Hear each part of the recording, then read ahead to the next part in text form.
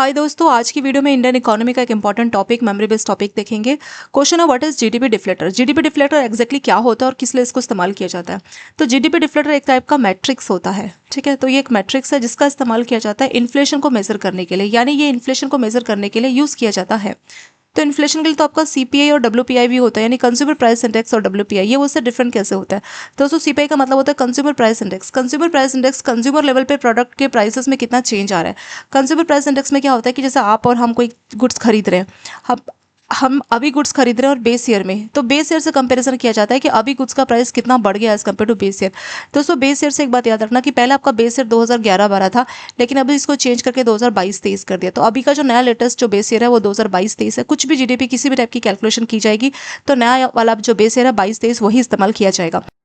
दोस्तों वैसे आपका होलसेल प्राइस इंडेक्स होता है जो बताता है कि होलसेल लेवल पे, जैसे दुकानदार जो होलसेल पे सामान खरीदता है ना, उस लेवल पे प्राइस में कितना चेंज आया, कितना प्राइस बढ़ा है।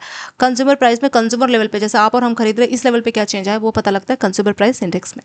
जीडीपी डिफ्लेटर देख लेते हैं यहाँ पे। It is a measure of level of price change. जो भी नए गुड्स या सर्विसेज या फाइनल गुड्स या सर्विसेज इकोनॉमी में होते हैं तो उसके प्राइस चेंज में कितना जो है चेंज हुआ है, प्राइस में कितना चेंज हुआ है, वो मापने के लिए जीडीपी डिफ्लेटर को यूज़ किया जाता है। तो इसमें जो कंपैरिजन है वो बेस ईयर से किया जाता है, जो कि आपका 22-23 का है। जीडीपी डिफ्लेटर क्वार्टरली बेसिस पे रिलीज किया जाता है। आपका जो सीपीआई डब्ल्यूपीआई दोस्तों वो आपका मंथली बेसिस पे रिलीज होता है, लेकिन जीडीपी डिफ्लेटर आपका क्वार्टरली बेसिस पे रिलीज किया जाता है। जीडीपी आपका सीपीआई और डब्ल्यूपीआई से किस तरीके से डिफरेंट होता है दोस्तों। जीडीपी में जो गवर्नमेंट अपने खर्चे या अपने इन्वेस्टमेंट करती है ना, उसको भी कवर कर लिया जाता है। तो ये ज़्यादा ब्रॉडर एक्सपेक्ट में महंगाई या इन्फ्लेशन को मेजर करने के लिए यूज़ किया जाता है। तो ज़्यादा बेटर है, क्यों? क्योंकि इसमें गवर्नमेंट के जो खर्चे हैं या जो गवर्नमेंट के एक्सपेंडिचर है वो भी कवर किए जाते हैं। इसकी वजह से ये बेटर मेजर करता है, एग्जैक्ट इन्फ्लेशन को कैलकुलेट करके देता है। जीडीपी डिफ्लेटर अगर हमें कैलकुलेट करना है तो दोस्तों इस टाइप का न्यूमेरिकल सेम आपके एग्जाम में पूछा गया। तो जीडीपी डिफ्लेटर का फॉर्मूला है nominal GDP divided by real GDP into 100। अब नॉमिनल जीडीपी क्या होता है? नॉमिनल जीडीपी का मतलब होता है कि करंट प्राइस क्या है, कोई भी प्रोडक्ट है उसका करंट प्राइस क्या है, उसके हिसाब से आपका नॉमिनल जीडीपी कैलकुलेट किया जाता है। और रियल जीडीपी क्या है? बेस ईयर में, जैसे अभी 22-23 है, बेस ईयर में क्या प्राइस था वो होता है दोस्तों रियल जीडीपी।